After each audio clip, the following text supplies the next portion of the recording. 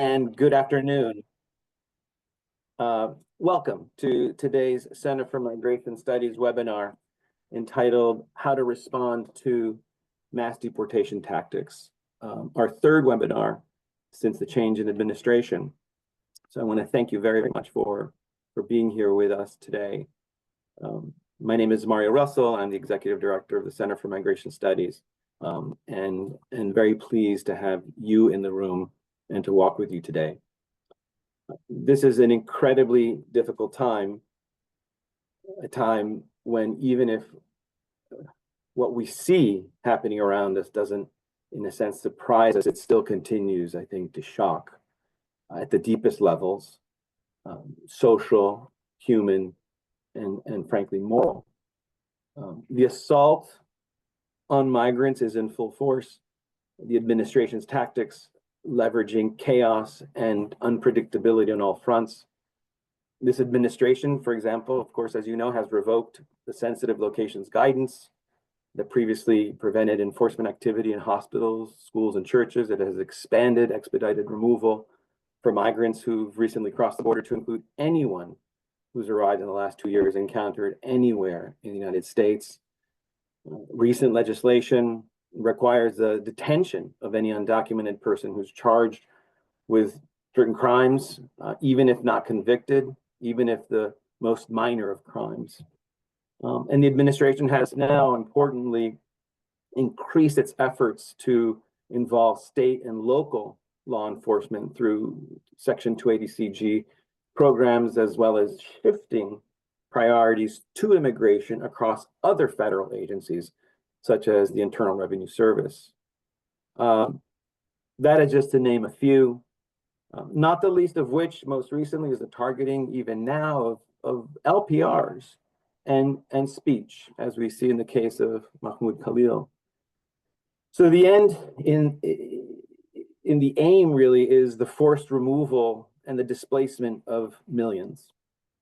And the costs are incalculable to what now the Center for Migration Studies estimates is about 12.2 million undocumented people as of 2023.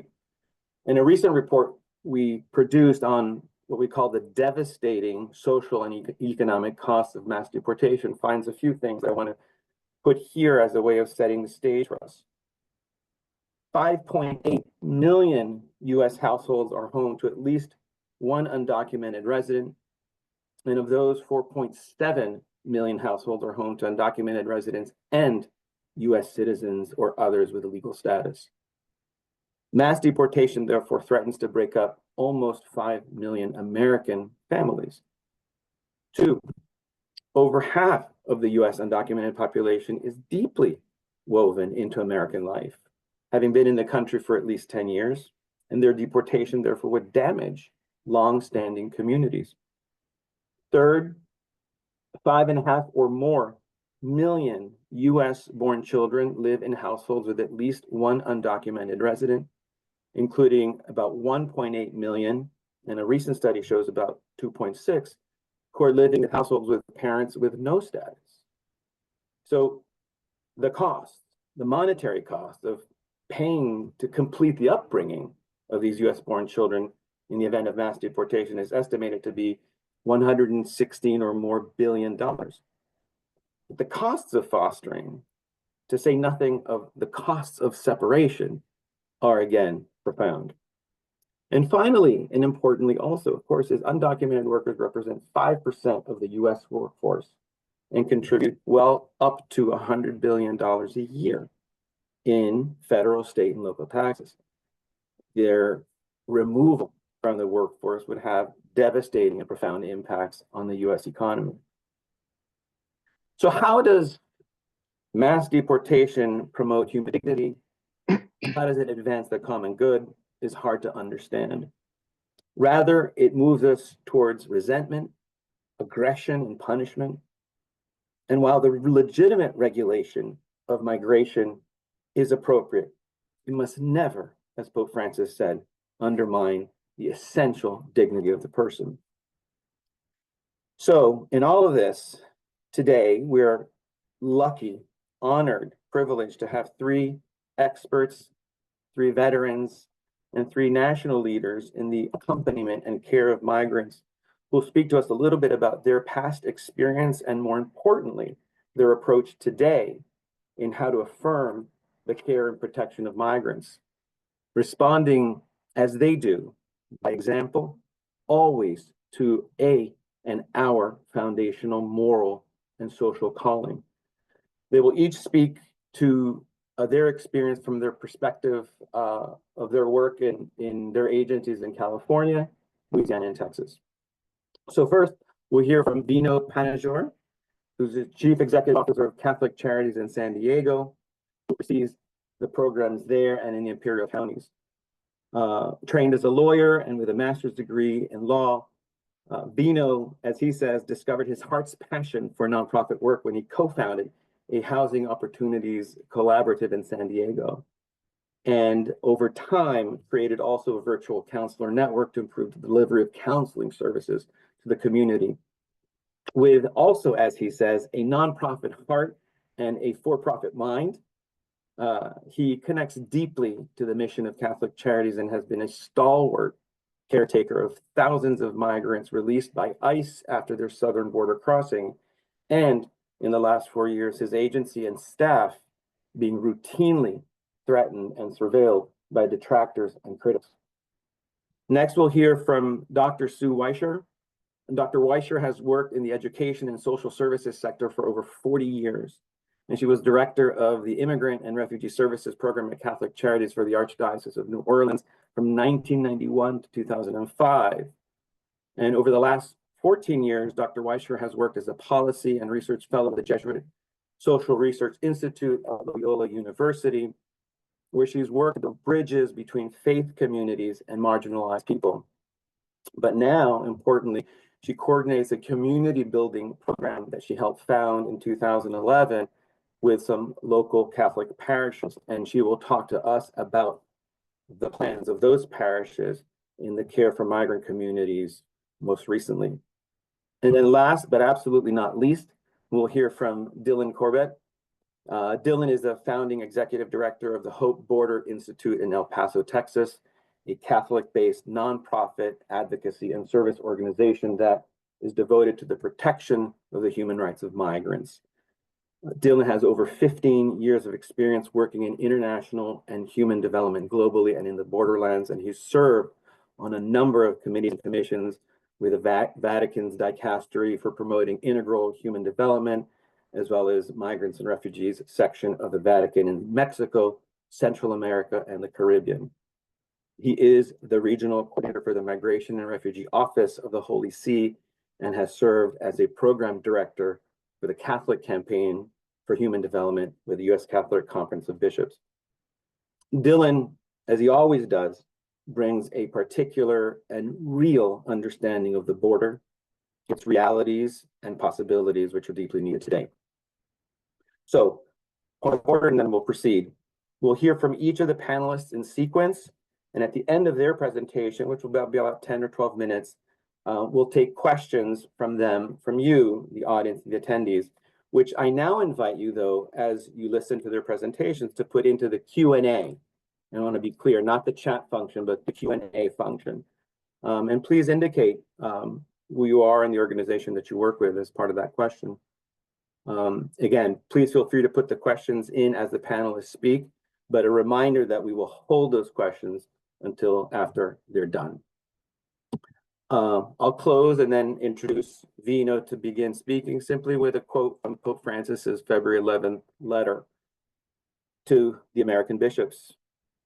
We know this quote, but I think it's profound. What is built on the basis of force and not on the truth about the equal dignity of every human being begins badly and will end badly. And so I thank the panelists for coming today, for telling us how to build, how to protect, and how ultimately to integrate. So thank you very much for joining. Vino, I turn it to you.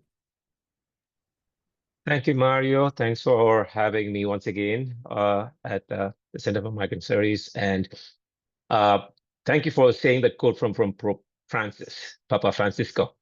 We have all been praying for his health and the speedy recovery and going in strength because he's guiding us in the right direction as a church through the Holy Spirit. I represent Catholic Charities here in the Diocese of San Diego, which is the border of California to Mexico. Both San Diego and Imperial County is my jurisdiction, so that's the diocese. And I am part of the 168 Catholic Charities across the country.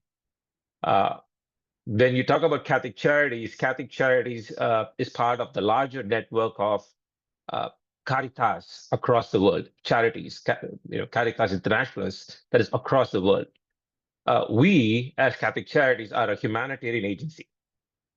First and foremost, we are called by what Jesus Christ, our Lord and Savior, called us to do in Matthew 25 and the Good Samaritan. So we don't see a human being as a Christian or a person of faith or who doesn't even follow any God. We see Christ in him or her and help them.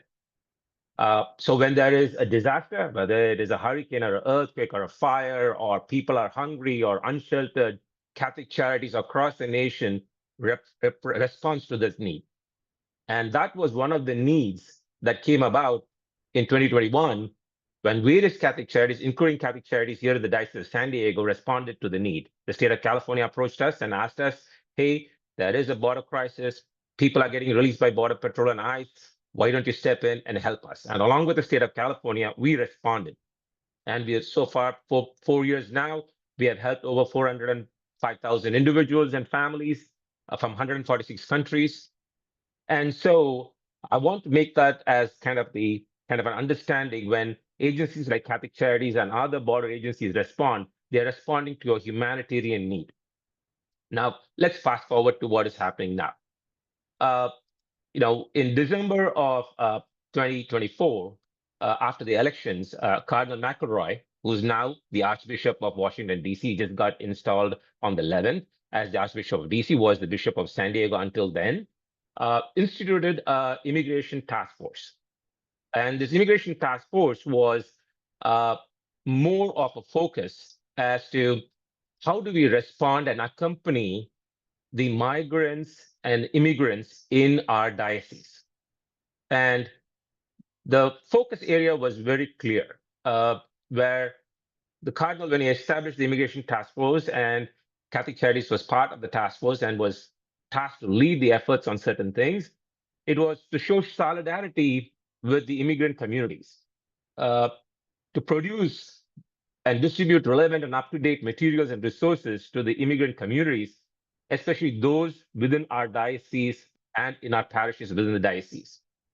And then be a witness and stand with the immigrant communities, basically accompaniment once again, right?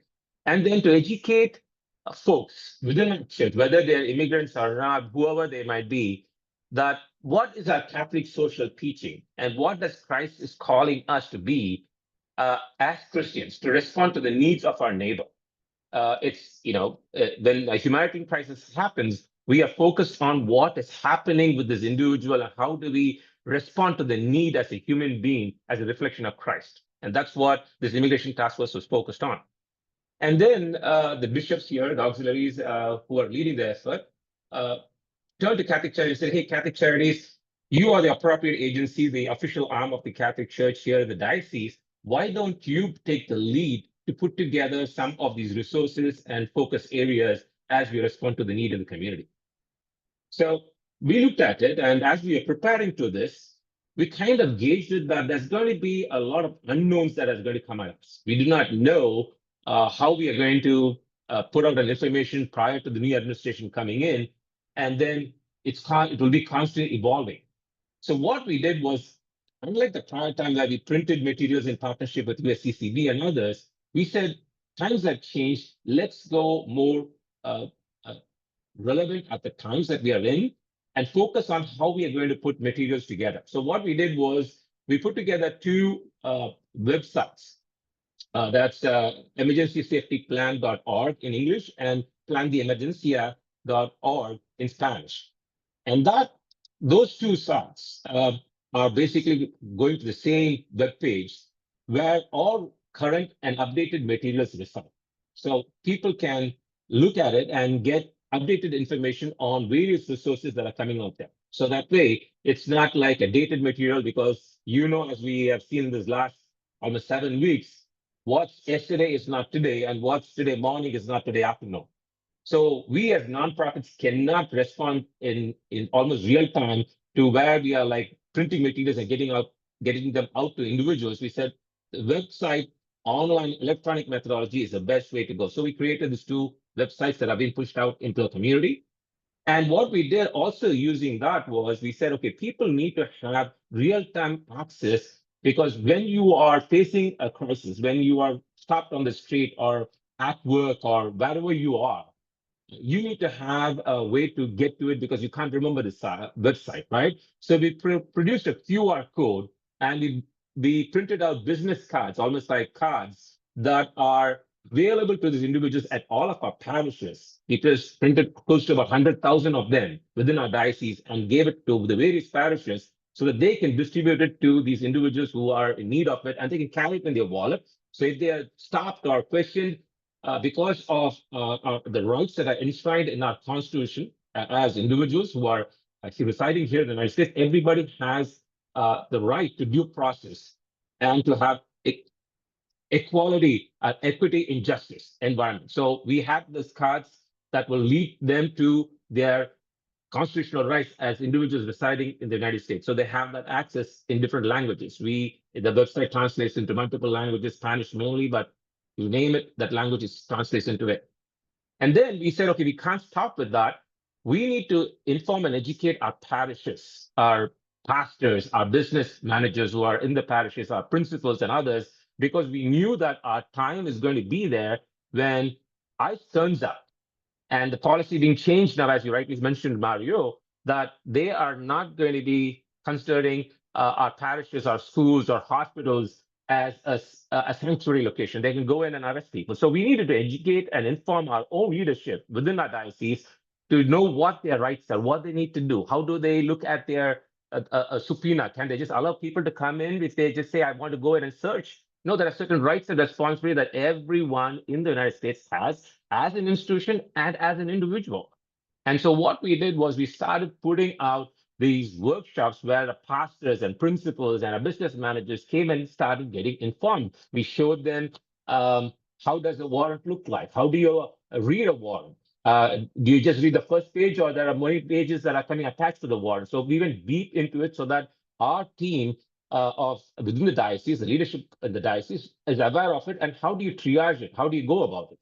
And then we did not stop over there. We said, okay, now that we have educated and informed our leadership within the diocese, let's go to the people. And where do people go? Just like in COVID, we all saw that. People go to the most trusted and their most comfortable environment, which is our parishes. So what we started doing for the past few weeks now, we have been doing in partnership with the various parishes, virtual and in-person workshops known as Know Your Rights. There's a lot of them going around the country. Many many nonprofits, many institutions are doing this Know Your Rights. So what we said was we need to do it in the comfort of where they are, because knowing that ICE might turn up at our parishes, and if we were to have it in person, that could be an environment where we are shepherding people to a very unsafe environment. So what we started doing is we started doing Zoom, like just like this, what you're doing right now, to have this so that folks in their comfort and security of wherever they are can come and learn about their rights as residents here in the United States of America and know about the laws that govern them, whether they are documented or undocumented, whether they're American citizens or not. Everybody has some rights and responsibilities. And so we started doing that. And also, some parishes are doing it in person, like in the sanctuary. So instead of having it at a hall, they're doing it as a sanctuary so that it can be a place where people feel safe. So right after Mass, some of the parishes are having these workshops. Like it's almost an extension of a Eucharistic celebration where people are saying our church is accompanying you in a way where Christ is present right there with you, with the tabernacle behind, and we are doing these workshops. They're saying that Christ is present with you. So hopefully, if an officer comes in, they are a little bit hesitant to see Christ looking at them into their heart and soul, of how they're treating their fellow human beings. So that's one of the approaches that we're doing. So having said this, one of the things that we are very mindful is we have to be, as Pope Francis, Papa Francisco has called us to be, we have to be visible in how we accompany our brothers and sisters and their families who are under extreme fear right now. I am an immigrant myself. 24 years ago, America welcomed me as a student. Of course, I went through the process, but even as a documented individual, I have fears whenever I'm driving on the freeways here in San Diego, because San Diego is a border, and wherever you go, whichever freeway you're on, you can be stopped by Border Patrol and asked for your documentation. It has happened to me multiple times. And even now, as a United States citizen, I'm stopped multiple times and asked for what it is that you are, whether you're an American citizen. So I have to raise my hand, hey, I'm an American citizen. I have to prove myself. So that being said, this is what we are doing as Catholic Charities and as a diocese, is to ensure that we are accompanying individuals, giving them that hope that you are not alone.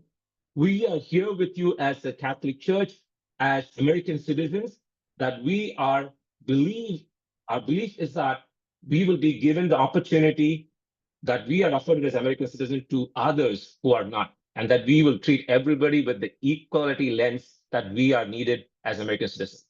I'll pause now. I believe Dr. Wiesler is going to do next.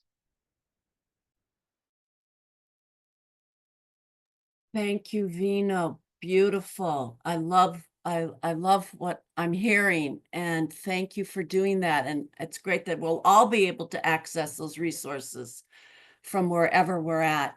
I hope y'all can see on the screen a PowerPoint now that I've put up. Is that correct? Hello? And can you hear me?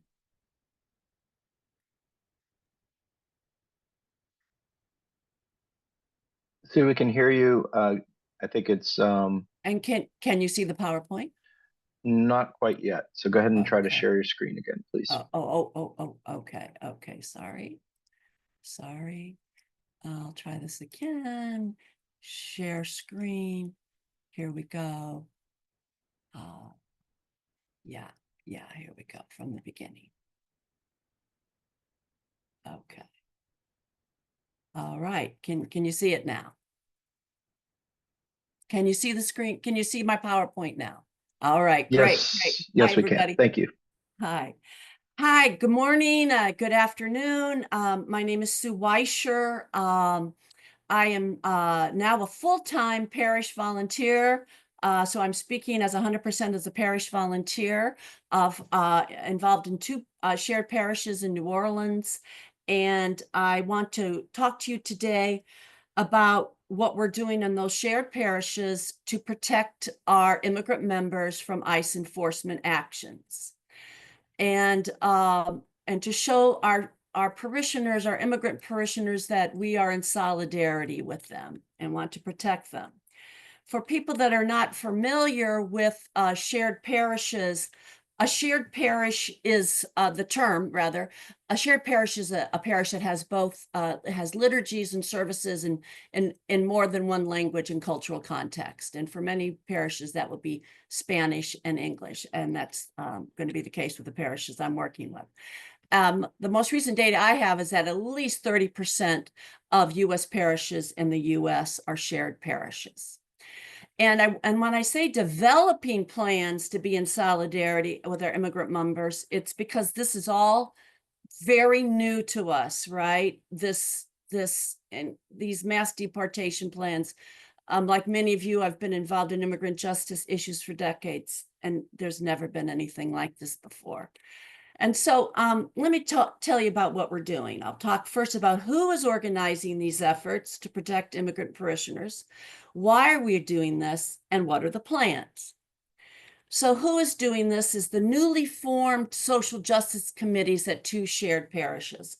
Both parishes that I'm working with just started their social justice committees, one within the last, January, one a little bit before that. Very much involved in this work are the pastors at these two shared parishes. They are very supportive of this work. They have a deep love for all their parishioners, including their immigrant parishioners, and they know their immigrant parishioners very well, much interaction with them. The coordinator for both these efforts at this point is me. I'm 100% volunteer now. My last day at Loyola was the end of December, so this is me as a volunteer. And I happen to have taught ESL at both parishes, so I have linkages both to the immigrant parishioners in those parishes, as well as people I know, the Anglo members. And who are the members of this social justice committee of these social justice committees at these two parishes that are organizing to protect their immigrant members? They are Latino and Anglo parishioners from both of their respective parishes. So all our meetings, needless to say, are bilingual, and they're at the churches, respective churches. So next issue, why are we doing this? I think it's very obvious to everyone here. It's because we are the body of Christ. When you're a member of a church, when you're a Christian, we are all brothers and sisters in Christ. We're all children of God. And as a body of Christ, when one part suffers, every part suffers. We're doing this because it's an abomination what's happening now.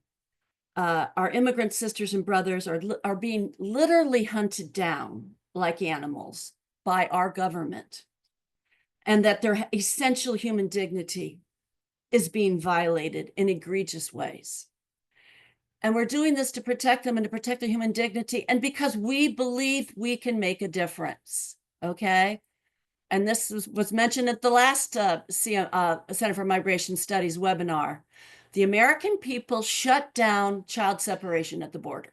As soon as we learned about that, it was done, it was over. I think it took less than a week. What is being planned will be child separation on steroids. And we know that counter to what the administration is saying, people are going to bring their kids back to the poverty and violence they fled. So we need to shut this down, and we can shut this down because we are the citizens of a democracy. So what are our plans then? What are we doing to date? What have these two separate social justice committees developed to date? Our focus right now on protecting our parishioners and standing in solidarity is education. Everyone needs to know their rights. And Vino, clearly the Archdiocese of San Diego is doing beautiful work with this. So at our parishes, we recently had Know Your Rights workshops from Loyola Law School. These workshops were led by Professor Hiroka Kusuda and also Bill Quigley, who is a retired law professor and now with the Jesuit Social Research Institute. We had fabulous turnout. We have flyers at the back of the church. It's very important that people know their rights. I think you all have heard, perhaps, if you're paying attention, that in the Chicago area, the advocates have done such a good job of educating the immigrant community that ICE has practically given up on going door to door because people know not to open their door. Okay, we need to do the same in all of our communities. And the second thing we're doing is developing these safety and solidarity plans and protocols for 3 different scenarios. And eventually we do want to get to advocacy with our social justice committees, but right now it's on protection and solidarity. So let's go to the next slide.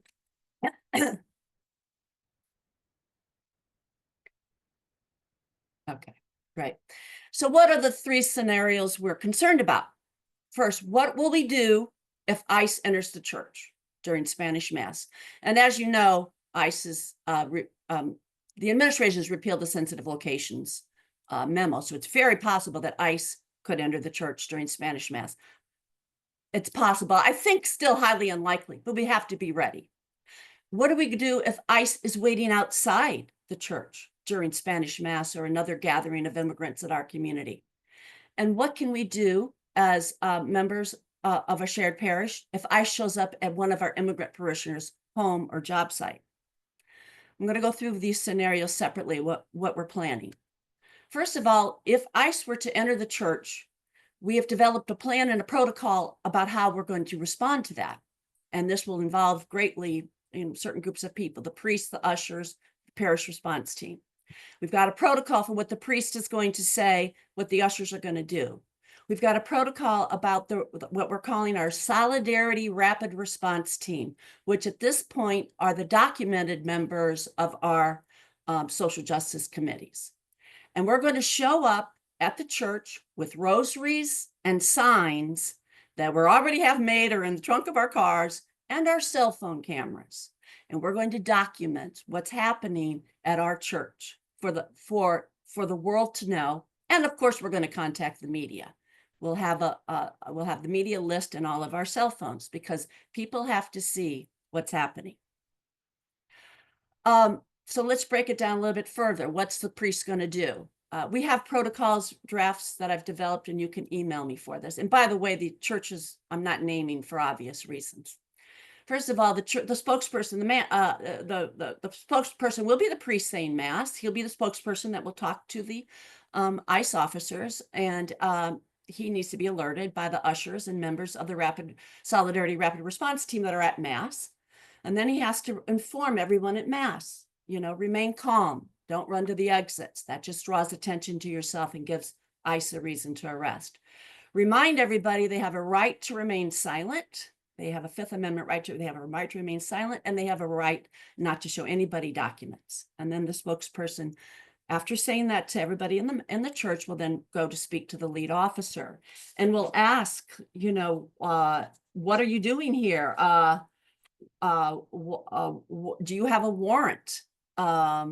And also he will inform him that the policy of our church is that as followers of Jesus Christ, we are the one body of Christ, and we are standing in solidarity with our immigrant members, and we do not want you here, and you must leave. I know there's been some debate about whether ICE can come in or out of a church, the nave of the church where people are gathering, and it looks pretty likely that they can enter that without a warrant. So I think we have to be ready in case that happens. And so let's break it again, what's a Solidarity Response Team going to do? Okay. They've been alerted by the people at mass, the ushers, to come to the church. And we're going to demonstrate peacefully and respectfully outside of the church. And we're going to do that in order to draw public attention. And who's on, and we have to make sure everyone is informed of their roles and what they can and cannot do.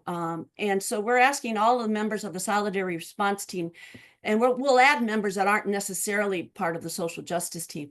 They've got to agree. We have an MOU that we've developed. They've got to agree to behave peacefully and respectfully. We are the church. We are not going to be disrespectful or hateful to anybody, including law enforcement officers or counter protesters. We're going to follow the directives of the leaders of our church, Solidarity Response Team. Okay, we're all going to bring our signs. We're going to bring our rosaries. We're asking everybody, nobody bring a foreign flag to the demonstration. And just, don't wear anything that identifies you with another group. We're here to represent our parish. And if you're approached by the media, it's very important that if you're there, you don't speak to the media. You have the leaders of the Solidarity Response Team. It just can't be anybody who's talking to the media. You have to be very well informed and ready with the talking points. So we're asking everybody on the Solidarity Rapid Response Team to sign this MOU. Okay. And so, and we will absolutely, and then of course we're going to be recording everything. If we're inside the church, if members are inside the church at mass, we'll be recording that. And of course we'll be contacting the media. If ICE is outside the church, the protocols are pretty much the same, and this is probably more likely. And in fact, it happened at churches in New Orleans after Katrina, when Hurricane Katrina in 2005, we had a huge influx of immigrants to New Orleans, and fortunately for our community, many chose to stay. But anyway, about 4 or 5 times at one particular church, ICE was waiting outside the church in ICE trucks. And obviously people were incredibly frightened. And at that time, the priest and some lawyers in the church would escort people to their cars. But we're going to have a little bit better developed protocol this time, because it's going to involve also bringing the Solidarity Rapid Response Team to the church. So our response for outside the church is pretty much similar to the response inside the church. Okay. Perhaps what might be a little bit different is that we're thinking about perhaps we need members of our committee to patrol the neighborhood during Spanish Mass and to keep an eye out. You know, is it safe? Is it safe to go to people's cars after Mass? And we might be walking people to their car. And so the third thing that I want to talk about is the third scenario is probably the most difficult scenario to respond to, but we feel that we want to do that. And that is, how can we be in solidarity with our members if ICE comes to their home or their place of work to do an enforcement action? So we've been thinking about how to do this. We know we need a hotline number.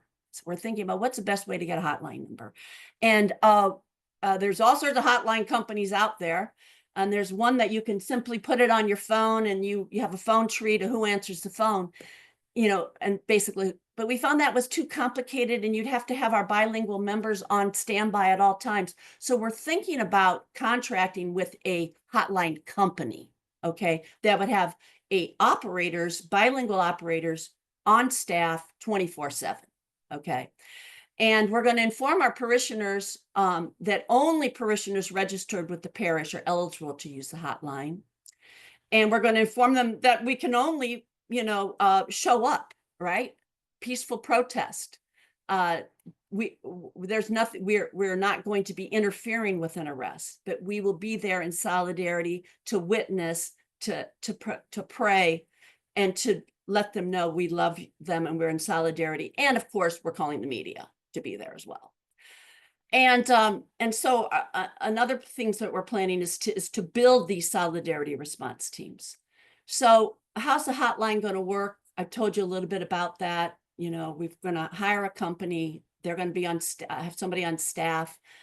If the company gets the phone call from a parishioner, there's ICE action at my home. The company's going to check to make sure that they're members of the parish, and we're figuring out how their company's going to know that. But in no way, shape, or form are we ever going to give anybody a list of immigrant members of our community, okay? And then the hotline operator will have a list. This is how this works. They have a list of the people to call to respond to this hotline. And they go through the list, and the first person they call that responds, that person on our solidarity list then texts everyone else on our solidarity list. So we have to have in our phone a group text ready to go, you know, a group message, whatever, group of phone numbers ready to be sent out with a message saying, here's the address, come with your rosaries and signs, okay? And then we'll also be contacting the media, and we'll have all their phone numbers in our phone as well. And so to date, the cheapest company that the cheapest price so far from a hotline company that will provide the operators is $500 for 10 months. In other words, about $50 a month. So we're thinking this through, but that looks like that will be the best option.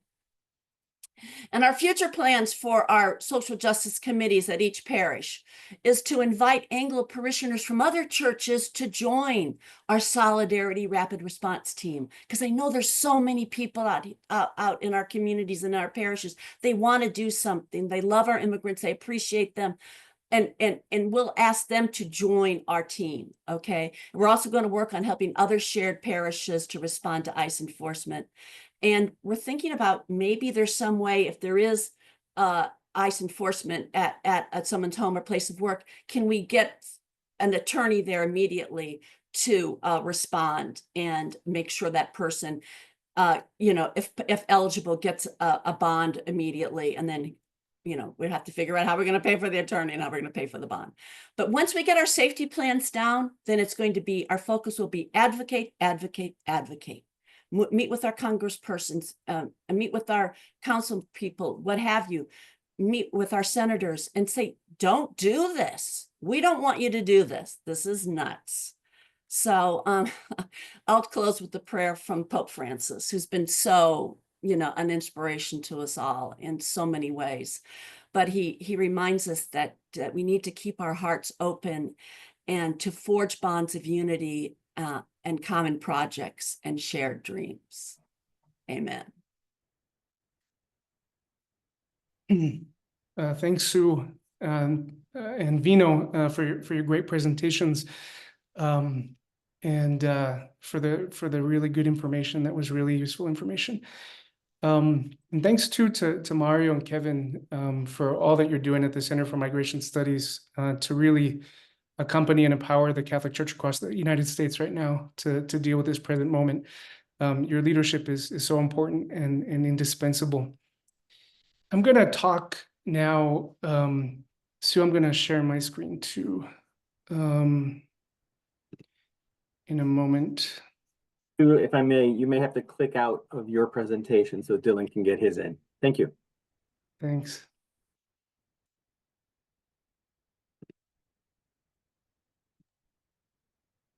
Awesome. Thanks a lot. I'm gonna share a PowerPoint right now. Let me go back to Zoom. And then maybe just give me a heads up, everybody, if you can, thumbs up if you can see it. Okay, so Yep, thanks looks again. good. I'm gonna talk a little bit about this reality that we're all facing together from the perspective of our border community here in El Paso, Texas. I think the best way to do this will be for me to share a little bit about the context, how the new policies are affecting our community, what our affected population looks like. And then I'll talk a little bit about the work that we've been doing accompanying the diocese. So it's a little bit more on a diocesan perspective, where Sue spoke more to a parish perspective. Maybe this can be complementary in that way. And just share some lessons learned. I think we're all going through this together. We're all learning, which is why I really appreciate this space so that we can share best practices and share knowledge. And I hope we continue to have spaces like this where we can build each other up and support each other as we go through this together. What I'd like to do is talk again about that local context and how the new administration's policies are affecting us here in the border. And then I'll talk a little bit about some structures and practices that we have here in El Paso, which I think have helped facilitate our response, and that could be of help to y'all in your communities, wherever you might find yourself across the country. I'll talk about the work, what we've done since the election and since the inauguration, and then share a few resources that can also be of assistance to you going forward. So let me move to context. Most people think about El Paso as a border community and a community that receives asylum seekers and other vulnerable migrant populations, and that's definitely true. So we've been hit in that respect by the new administration's policies, particularly the closure of the border, the attack on border service providers. You know that there is immigrant detention going on in Guantanamo. Many of the flights going to Guantanamo are actually coming from a military base in El Paso. We have the federal troop deployments here too, which have complicated the reality. And on top of that, the federal troop deployments and the surge in the federal presence, we also have the presence of Operation Lone Star, which is Texas's own border enforcement strategy, which has meant for us the deployment of the Texas National Guard and Texas State Police. So that has resulted in the sealing of the border to the vulnerable. Asylum is effectively over in our local community. And so asylum seeking and all that the new administration entails for that reality, we're definitely feeling right now. But we're at the border, we're also an interior community. We're in the United States. And so everything that you're facing around the country in terms of the potential for or actual increase, an increase in enforcement actions, moving us closer and closer to mass deportations, we're facing those realities here. So I'm going to share a little bit about how we are responding to those realities. And that's, that includes everything from the termination of legal status that we're seeing, for many people who have TPS, people who are being thrown into undocumented status deliberately by this administration, to the large number of mixed families that we have. There are increased ICE arrests, and some of them are being done in collaboration with Texas enforcement agencies here in El Paso. And I'll also talk a little bit about how we've responded to the sensitive locations policy, which Mario and others have spoken about, which has also impacted us here. Let me talk about our population, our affected population in El Paso. El Paso as a city, as a county, we're about más o menos 700,000 people as a population. We've got 52,000 people, at least in terms of people who don't have status, who are undocumented. So a significant portion of our population is affected by this new environment and by these new policies. The 1 out of 3, when we're talking about that population, 1 out of 3 of those folks reside with at least one U.S. citizen child under 18. So the reality of mixed families is much broader. So we're talking about a much broader population that will be impacted by policies of mass deportation. So it's a significant reality for us. So we get hit on the one hand by these anti-asylum policies, and now we're getting hit on the other hand by these policies moving us towards mass deportations. And it's a challenging environment. 70% of our population who's undocumented, they've lived in the country for more than 10 years, and many of them more than 20 years. We're a little bit unique in terms of the fact that our population is largely Mexican. 96% of folks are from Mexico. It's also a working population. 96% or more of these folks are working. So they're contributing to our economy.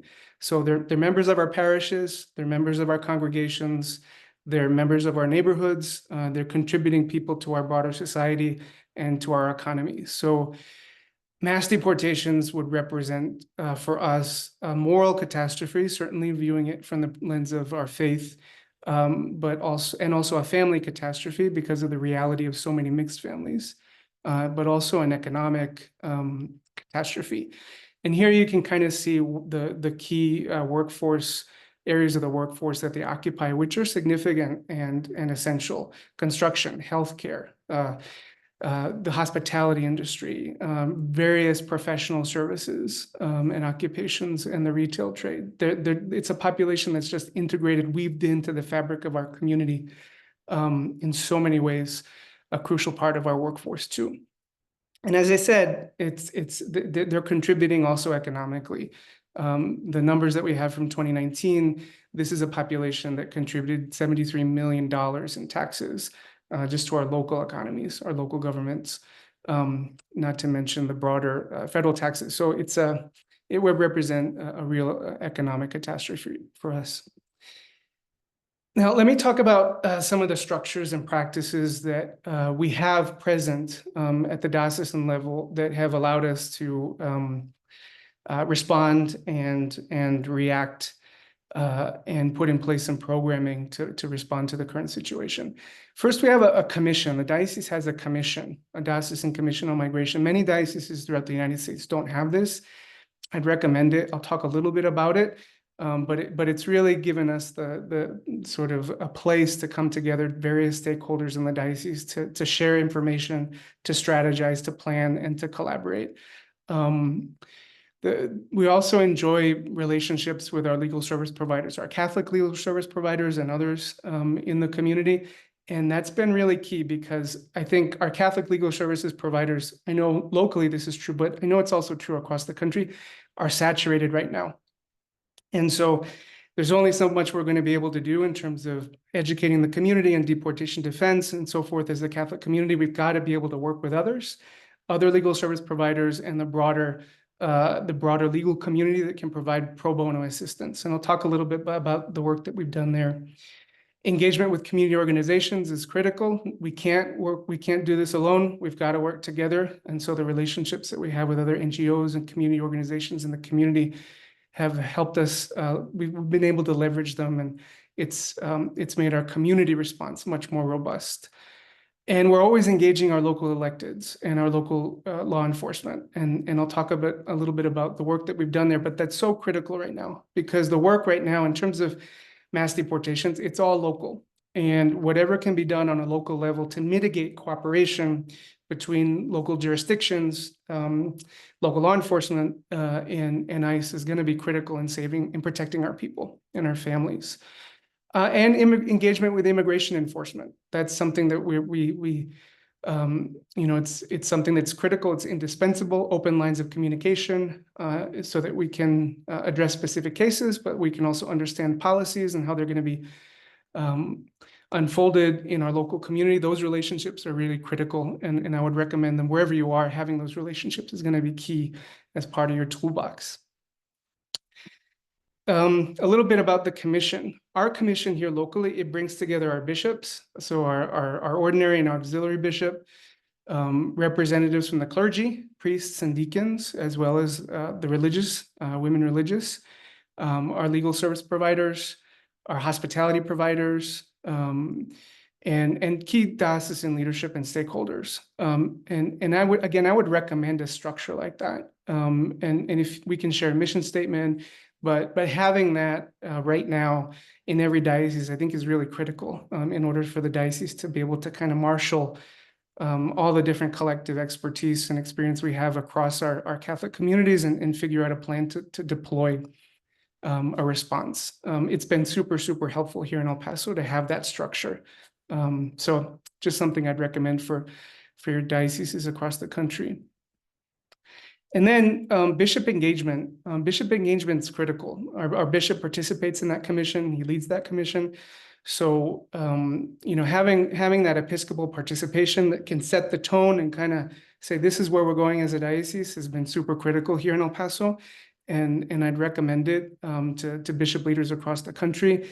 They can really set the tone and the direction for the diocese. And at the beginning of this new environment, our bishop gave us some really clear instructions. And he said this, what do we do? The church will continue to accompany our people in the face of tactics of intimidation and division.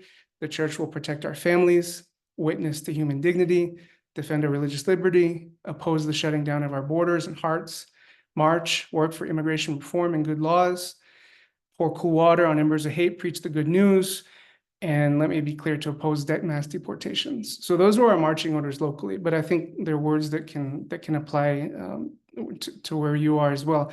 But having that Episcopal participation and engagement and encouragement and vision is super helpful in marshaling the different actors in the diocese to be able to all march in the same direction. This is the work. Let me talk about the work that we've done really since the election, but especially since the inauguration. Trainings for clergy. We've had a number of trainings for clergy. Our clergy can be key. They're trusted actors on a local level. Our parishes and our clergy can be trusted sources of information, accurate information for the local community. And they can also play a key role in shaping narrative and messaging at a local level around this new reality. So providing, accompanying, empowering our local clergy to do their work better has been key for us. We've provided them trainings on CST, of course, our sensitive locations policy, and even there's been a new group that has come together in our diocese, Priests for Justice and Hope, that can work and focus specifically on developing their own local leadership on immigration. So that's been key for us, and I think, just an indispensable part of the work. It's really important to involve our faith leaders because they play key leadership roles.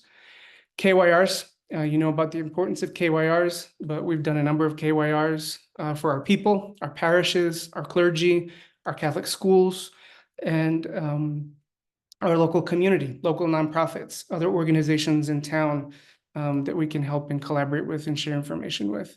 And so we've been able to kind of really deploy a structured plan to do that. Again, it's great when you can to have legal support when you provide those KYRs, attorneys who can accompany. There's always legal needs that come out of any KYR. People have the need for individual consults. People need assistance in putting together their family preparedness plans. And we're strapped as a local community. We don't have, even in ordinary times, enough attorneys. We're always saturated, and we're more saturated now.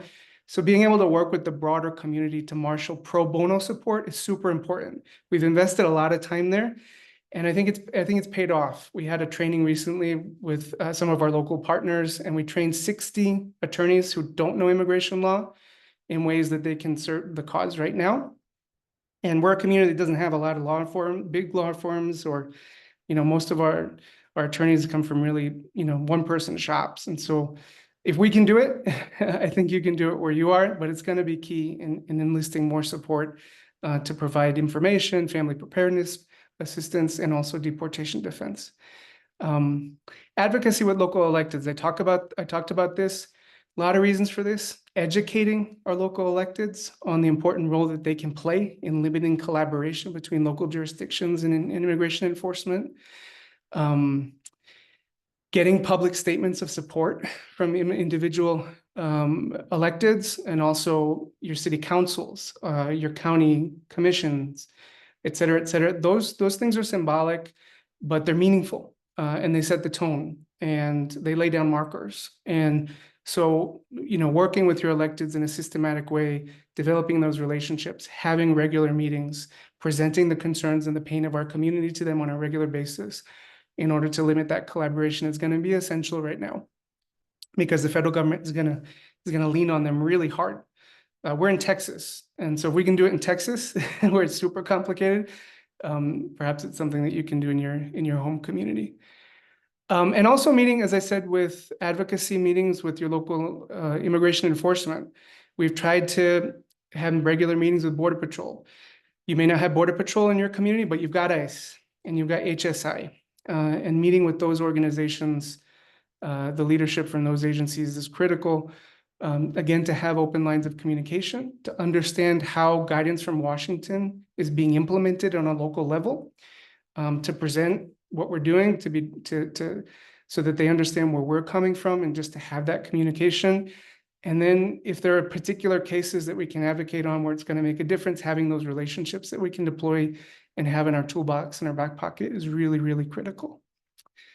And then finally, prophetic action and prayer may be the most important thing. We need to pray. We need to, Vino talked about it, the importance of witness. Being the body of Christ in our public life right now is so important, including on this issue of immigration. And so, figuring out how in the life of your local church you can show up in that way, you can pray together, and that there can be visible public witness on this, I think is super critical.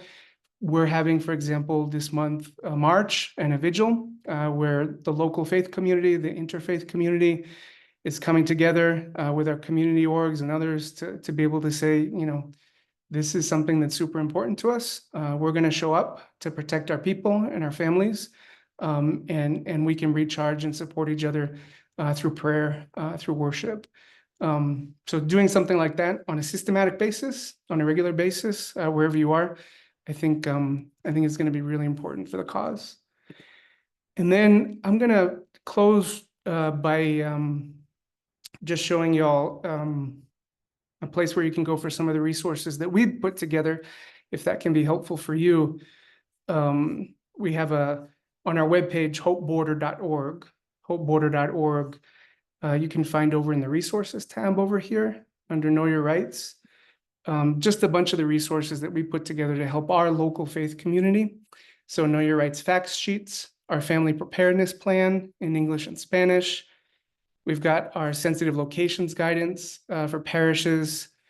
And we also have a number of formation resources, pastoral letters from our bishop, from the Holy Father, different resources, and perhaps they can be of assistance. Our sensitive locations policy, for example, I think can be a resource that others can pick up. Sue's got some really good drill down on some really good things that I think can enrich our policy. But we offer them to y'all as a resource as well. And with that, I'll turn it back over to you, Mario. Thank you, Dylan, so much. Thank you, Sue, so much. Vino, so much. Really appreciate you bring comfort and hope, and that's important. It's a beginning point. We are technically 1 minute from being out of time, but I'm going to sort of exercise a little bit of my prerogative and try to merge two questions into one that I will ask each of you. If you can handle it in 30 seconds or less. Unfortunately, these are not 30-second questions, but do your best. And so these are the two themes that I've noticed among the many that have appeared on the Q&A. And by the way, there are a number of very specific questions about materials and availability.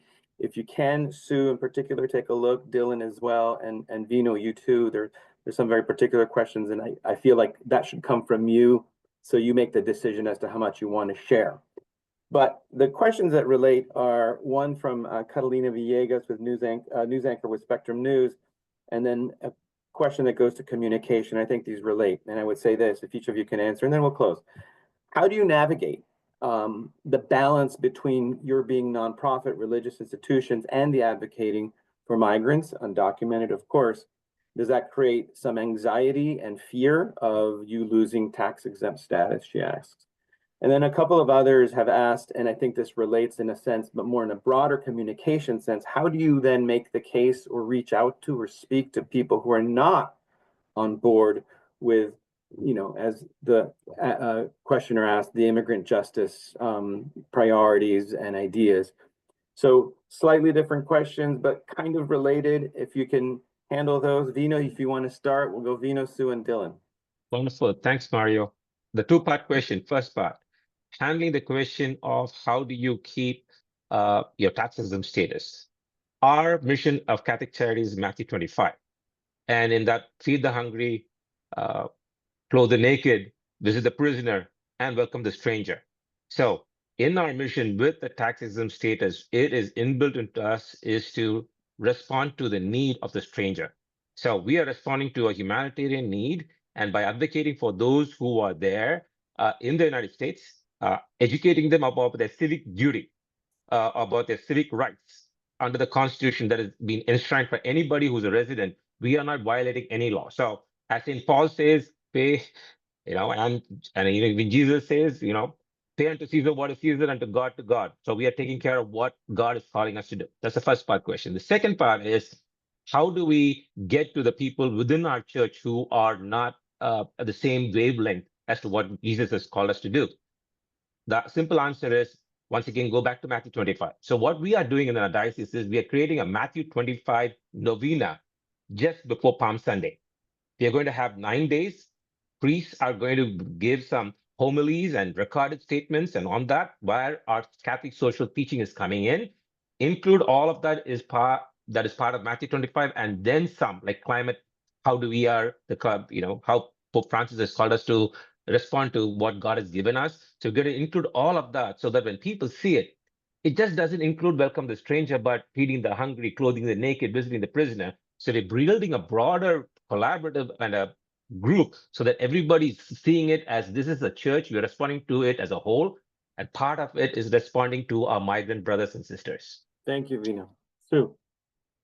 Yes, well, this already came up at one of the churches when the pastor announced the Social Justice Committee meeting, and that our focus would be immigration. And he had a discussion with the parishioner, and the pastor was so loving and peaceful, and he just explained that this is this is the Eucharist. This is how we worship. This is sacred. We can't have anyone disrupt our Eucharist. And it worked out very well, but I think that's going to be expected. Absolutely. And that's why it's so important that we have these brave pastors willing to, you know, do this. I think the reality is, if you look at what's happening, for example, with the USCCB and the refugee program, if you look at what's happening with the cuts to federal poverty assistance and how that's going to affect Catholic Charities, the attack on border service providers like Catholic Charities in San Diego, the church's institutions right now, it's true, they're getting hit upside the head with a baseball bat. They're following the law. They're educating. They're completely following the law in terms of, you know, the 501c3 regulations, but they're still getting attacked. And so my prayers are with people like Vino, and my prayers are with people right now who are losing their jobs. And this is a deeply challenging moment for the church. But I think it's also a moment when we're called to be prophetic and to lean into that. We don't do this because of an ideology or a political position. We do this because we're being the body of Christ. And these are our people. These are our families. This is Jesus. We're encountering Jesus in this reality. This is who we are as people of faith. And even though we're getting hit over the head with a baseball bat right now, this is a moment to dig deep and to double down and to be church and to be prophetic. and it's gonna cost us. There's gonna be some pain, but it's the call of the gospel. Thank you, Dylan, Sue, and Vino. And you know, just in closing, thank you for bringing the witness of your own passion and heart and soul. I think in moments of great unreason, deep irrationality, when it makes the most sense to give up, it is when your voices are particularly essential and particularly inspiring to all of us, because we are, in fact, so much needed to heal this body. So thank you very, very much for your service, for your passion, and for your hope. And we look forward to seeing you again. And I hope we'll stay in touch as a community going forward. Thank you again. And thank you, attendees.